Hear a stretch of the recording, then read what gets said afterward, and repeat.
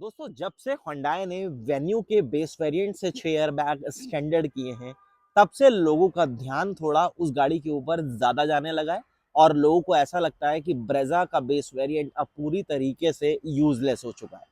क्या ये बात सच है? आज हम इस वीडियो में इसकी पूरी डिटेल से बात करने वाले हैं।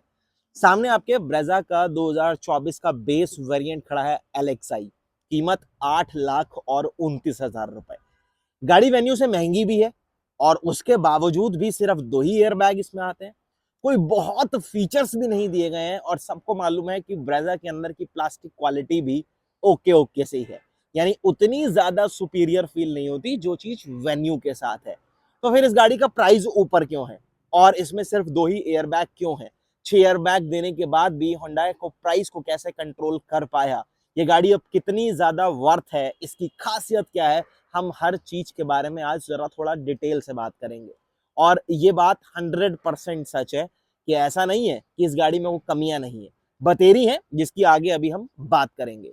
सबसे पहली चीज, एक आपको इस गाड़ी की खासियत बताता हूं और वो है इस गाड़ी की राइड क्वालिटी।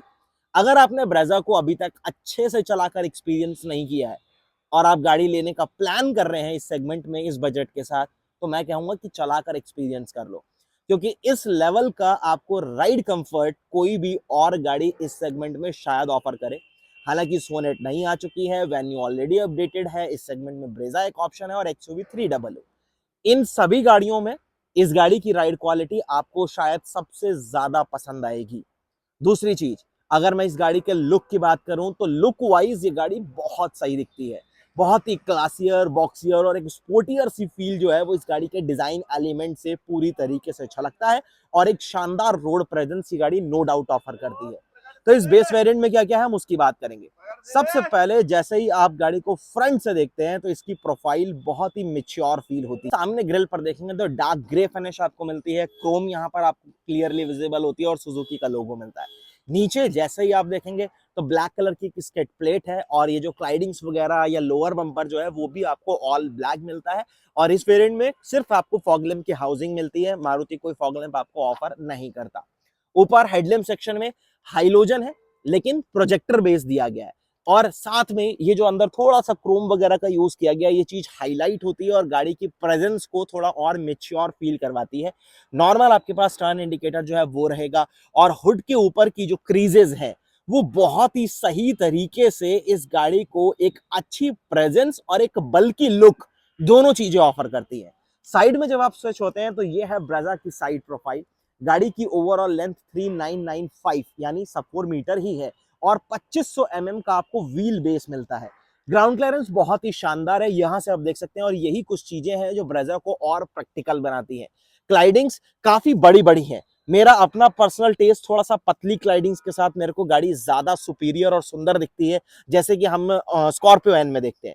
लेकिन ये क्लाइडिंग्स बुरी नहीं लगती है, ओवरडन नहीं लगती है, लेकिन जैसे ही आप डोर के ऊपर देखेंगे तो ये थोड़ा सा ओवरडन वाली फील आपको लगती है, लेकिन एक तरीके से सेफ्टी को भी इनहांस करती है। अगर नीचे कोई भी गाड़ी आपकी ट्रैफिक में, कोई साइकिल, कोई कुछ भी अगर आपका टच होता है तो ज्यादा इंपैक्ट आपकी गाड़ी की बॉडी के ऊपर नहीं जाता। उसके बाद व्हील्स की बात करते हैं। सबसे पहली चीज, 2 ही आपको डिस्क मिलती है, पीछे आपको नॉर्मल ड्रम ब्रेक्स दिए गए हैं और यहाँ नॉर्मल स्टील व्हील है जो आपको मिलते हैं। साइज है R16 का। MRF के वंडरर टायर आपको मारुति ऑफर करता है और नो डाउट ये बहुत ही अच्छे टायर्स हैं।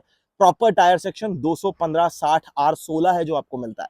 ORVMs की बात करते हैं तो ORVMs बॉडी कलर है, टर्न इंडिकेटर इसी के ऊपर आपको लोकेटेड जरूर मिल जाता है। बॉडी कलर आपको डोर हैंडल्स मिलते हैं। ये जो विंडो के नीचे आप बेल्ट लाइन देख रहे हैं ये नॉर्मल ब्लैक ही आपको देखने के लिए मिलती है। बी पिलर के ऊपर ब्लैक स्पेस टेप का यूज किया गया। फ्यूल फिलिंग लिड आपको यहाँ पर मिल जाती है। ब्रेजा में आपको पेट्रोल CNG दोनों ऑप्शन मिलते हैं, सिर्फ पेट्रोल है। टैंक की कैपेसिटी यहाँ पर जो है वो आपको 45 लीटर्स की मिलती है शायद। और अगर आप ऊपर देखेंगे क्वार्टर पैनल के ऊपर ग्लास एरिया जो है वो काफी सही फील होता है। जैसे ही आप गाड़ी की रेयर प्रोफाइल में आते हैं तो यहां से ब्रेजा बहुत ही सुपीरियर आपको लुक जो है वो ऑफर करती है। हालांकि बेस वेरिएंट है तो इसमें आपको वाइपर, वॉश और डिफॉगर्स नहीं मिलते, बट स्पॉइलर है। स्पॉइलर की वजह से गाड़ी का पूरा लुक इनहैंस हो जाता है। शार्क फिन एंटीना आपको मिल जाता है, हाई माउंटेड स्टॉप लैंप मिलता है, ब्रेजा की ब्रांडिंग सुजुकी यहाँ पर मेंशन किया गया है और टेल लैंप्स ये LED है और ये LED के इसके टेल लैंप्स जो है वो काफी क्लासी से फील होते हैं। और ये ब्लैक एंड रेड का जो कॉम्बिनेशन है ना, ये मेड इन हेवन कॉम्बिनेशन है। इसकी वजह से ही ये जो इसके टेल लैंप्स हैं वो और ज्यादा प्रीमियम फील होते हैं। नॉर्मल आपको बल्ब मिलता है यहाँ पर सिर्फ टर्न इंडिकेटर के लिए, हाइलोजन ही है, और यहाँ पर जो रिवर्स लैंप है वो भी आपको नॉर्मल मिलेगा। पीछे बम्पर पूरी तरीके से ब्लैक है, कहीं पर किसी भी तरीके से कोई स्किड प्लेट वगैरह आपको जो है वो सिल्वर नहीं दी गई, रिफ्लेक्टर्स जरूर दिए गए हैं, 4 पॉइंट्स आपके पास पार्किंग सेंसर्स के हैं। और बूट को जब आप यहाँ से रिलीज करते हैं तो आपके पास इलेक्ट्रोमैग्नेटिक बटन है टेल गेट को खोलने के लिए। ये व्हील कवर्स हैं जो कि इन व्हील्स के ऊपर आएंगे। बूट स्पेस 328 लीटर का आपको यहाँ पर मिलता है, मेरे हिसाब से ठीक है। पार्सल ट्रे नहीं आती है और ना ही इस वेरिएंट में आपको कोई भी लैंप यहाँ पर ऑफर किया गया है, सिर्फ एक हुक जरूर है जो आपको यहाँ पर इस तरीके से देखने के लिए मिलेगा। स्पेयर व्हील नीचे आपको मिलेगा जो कि सेम साइज का रहेगा, उसको अंडर साइज नहीं किया गया। साइड में इस तरीके से दोनों जगह आपको कभी होल्स जो है वो जरूर मिल जाएंगे। इमरजेंसी एग्जिट के लिए कोई ऑप्शन नहीं है, सिर्फ ग्रैब हैंडल है जो आपको यहाँ पर इस तरीके से टेल गेट को क्लोज करने में हेल्प करेगा। अब कैबिन की बात आती है तो सबसे पहले चाबी की बात करते हैं। ये चाबी है जो आपको ब्रेजा के साथ मिलती है और ये चाबी आपको मारुति की लगभग हर एक गाड़ी के साथ मिलती है। तो चाबी डेफिनेटली मारुति को चेंज करने की जरूरत जो है वो है, लेकिन बहुत पुरानी हो चुकी है। लेकिन फिलहाल इसके ऊपर 2 कंट्रोल्स हैं, आप गाड़ी को लॉक और अनलॉक कर सकते हैं। लॉक अनलॉक करने पर ORVMs किसी भी तरीके से फोल्ड या अनफोल्ड नहीं होते हैं। पीछे सुजुकी का लोगो है। आप स्विच होइए कैबिन में। सबसे पहली चीज, कैबिन आपको ऑल ब्लैक मिलता है, सिंगल टोन है, जिस वजह से थोड़ा सा कैबिन जो है वो छोटा छोटा सा फील होता है। यहीं पर अगर डूल टोन का यूज किया होता तो कैबिन जगह चाहे इतनी ही मिलती है आपको, लेकिन देखने में वो थोड़ा सा बड़ा फील होता है, थोड़ा वहां पर जगह जो है वो आपको ज्यादा फील होती है। पूरी तरीके से ब्लैक है, लेकिन अलग अलग टेक्सचर्स का यूज किया गया है, जिसकी वजह से आपको थोड़ा सा एक अलग फील नो डाउट यहाँ पर एड ऑन हो जाता है। सबसे पहले अगर हम यहाँ पर देखेंगे डोर, तो यहाँ पर भी पूरा ही ब्लैक है, लेकिन यहाँ भी आपको अलग टेक्सचर्स विजिबल होंगे। अब ये यहाँ पर आप देख रहे हैं, ये एक अलग टेक्सचर है। थोड़ा दूर से जब आप देखते हैं ना तो ऐसा फील होता है कि यहाँ पर फैब्रिक दिया गया है, सॉफ्ट टच है, लेकिन जैसे आप इसे टच करेंगे तो नो डाउट आपको क्लियर हो जाता है कि ये सब हार्ड प्लास्टिक है। यहाँ पर आप देखेंगे तो ड्राइवर साइड वाली जो विंडो है वो आपको ऑटो दी गई है, यानी बात क्या करनी है, लगाओ चाबी और सीधा दिखा दो। 1 touch up and down with anti pinch आपको यहाँ पर मिल जाता है। ORVM को आप इलेक्ट्रिकली एडजस्ट कर सकते हैं, लेकिन फोल्ड नहीं करेंगे, फोल्ड आप मैनुअली करेंगे। उसके बाद यहाँ स्पीकर और ट्विटर के लिए आपको सिर्फ जगह दी गई है। ग्रिल है क्योंकि आपको इस वेरिएंट के साथ कोई म्यूजिक सिस्टम नहीं मिलता, तो स्पीकर और ट्विटर जो है वो भी नहीं ऑफर किए गए हैं। यहाँ पर नीचे अगर आप देखेंगे बॉटल होल्डर, थोड़ा एक्स्ट्रा स्पेस, बाकी 3 विंडो जो है वो आपको नॉर्मल दी गई है। सेफ्टी लॉक है, मैनुअली लॉक या अनलॉक कर सकते हैं। ग्रैब हैंडल ये क्रॉस है, अगर आपकी भी आदत मेरी तरह है कि यहाँ पर हम वॉलेट रखते हैं तो वो चीज यहाँ पर पॉसिबल नहीं हो पाएगी। फिलहाल सीट्स की बात करते हैं। सीट्स में आपको हाइट का एडजस्टमेंट तो नहीं दिया गया, बाकी बेसिक एडजस्टमेंट्स जो जरूर दिए गए हैं। यहाँ पर फैब्रिक की सीट्स है और सीट्स नो डाउट काफी ज्यादा कुशनी है। अगर आपका भी शौक है लंबी लंबे ट्रिप्स अपनी गाड़ी पर जाकर मारने का, तो इस गाड़ी में आपको एक अच्छा कंफर्ट नो डाउट मिलता है। गाड़ी अपने ज्यादा कंजेस्टेड फील या फिर थकावट फील नहीं करवाती। अच्छी सीट्स है, अच्छा support, under Thai support, बॉल्स्टर support आपको बढ़िया मिलता है। नीचे एक प्रॉपर डेड पेडल, ABC तीनों पेडल्स के पास, काफी अच्छा स्पेस है। यहाँ से आप गाड़ी का हुड और फ्यूल फिलिंग लिड खोल सकते हैं। 5 लेवल की हेडलाइट लेवलिंग आपके पास है। ESP को इनेबल डिसेबल करने के लिए आपको ऑप्शन जो है वो यहाँ पर मिल जाता है। अब आइए जरा कैबिन में, और जैसे ही आप कैबिन में स्विच होते हैं सबसे पहले डैशबोर्ड का लेआउट चेक करिए। यहाँ पर कोई इसको इंफोटेनमेंट सिस्टम नहीं दिया गया, लेकिन नो डाउट आप आफ्टर मार्केट या फिर एसेसरीज में जब इंस्टॉल कराएंगे तो ये स्पेस आपको थोड़ा भरा हुआ लगेगा, अभी थोड़ा ब्लैंक ब्लैंक जरूर लगता है।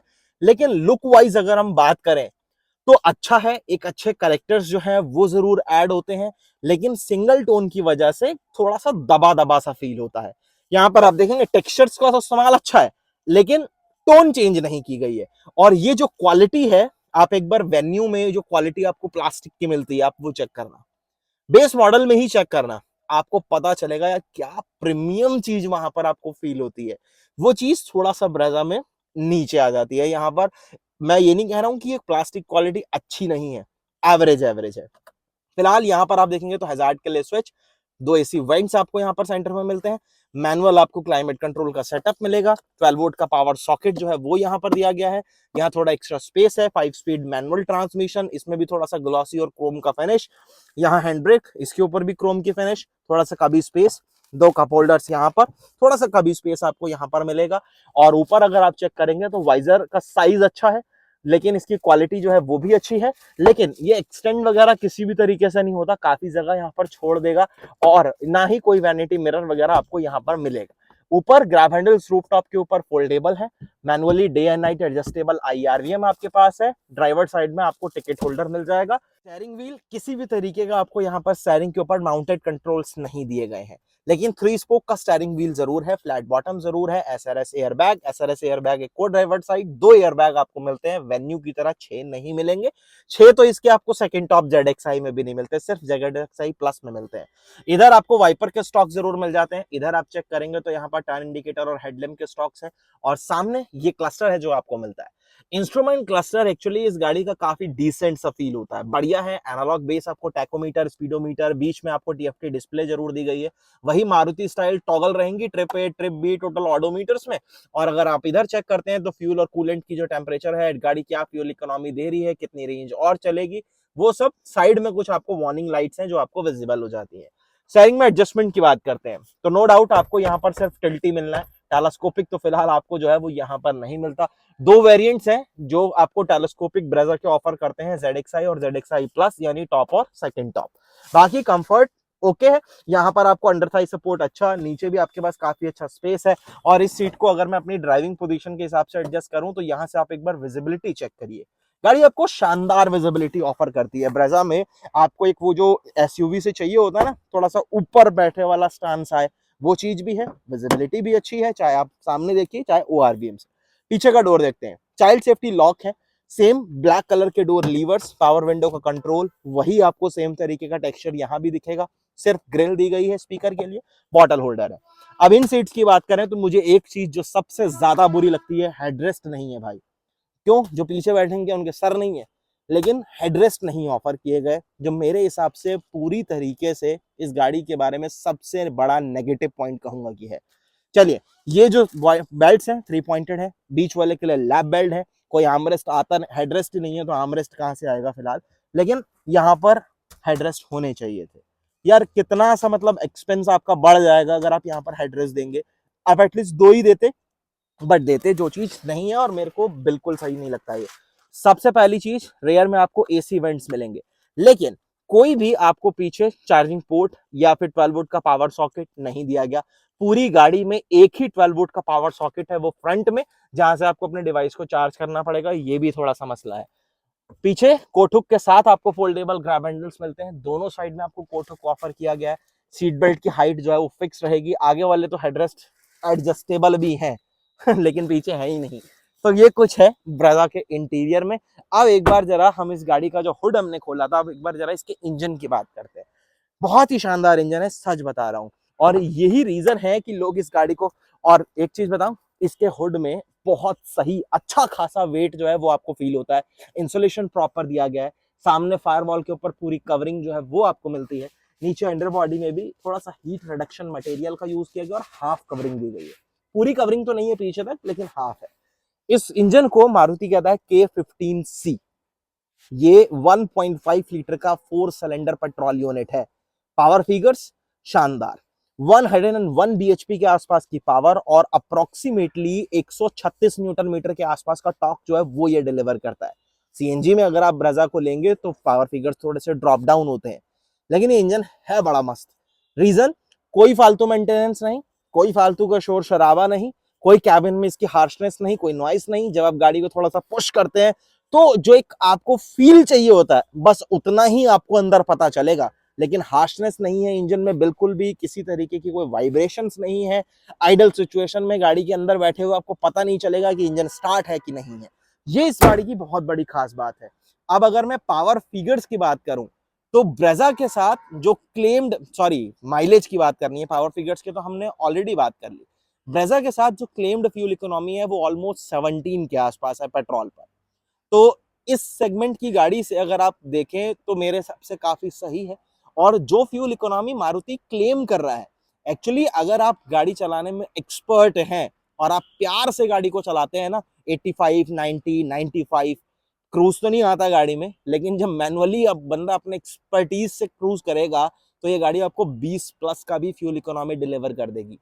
वेन्यू के साथ माइलेज में इशू है, 1.2 लीटर का इंजन आपको वेन्यू में मिलता है, यहाँ 1.5 लीटर का मिलेगा। यही रीजन है कि गाड़ी उससे ज्यादा कॉस्टली है, और एयरबैग वगैरह 2 ही है।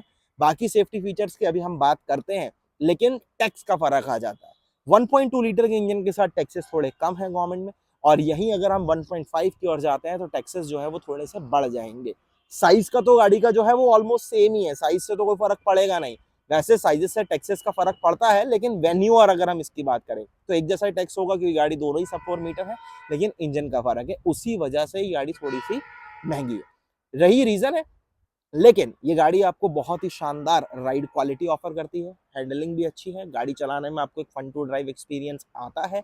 हाँ, अगर आप मैनुअल, ऑटोमेटिक में थोड़ा सा इशू हो सकता है कि आपको फील हो, क्योंकि यहाँ पर ऑटोमेटिक का कुछ किस्सा उतना आपको मतलब वो फील नहीं दे पाएगा अगर आपने पहले भी ऑटोमेटिक गाड़ियां अच्छे से चलाई हैं तो।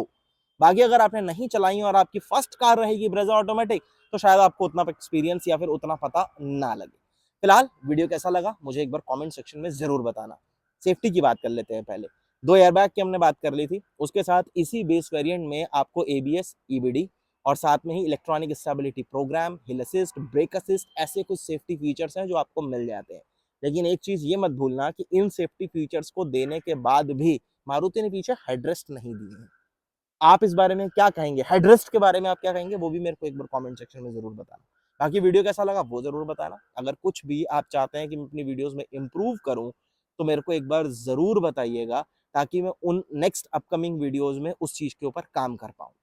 वीडियो अच्छा लगा हो तो लाइक शेयर सब्सक्राइब करना मत भूलना। जल्दी एक नई वीडियो के साथ मिलूंगा आप लोगों से। धन्यवाद।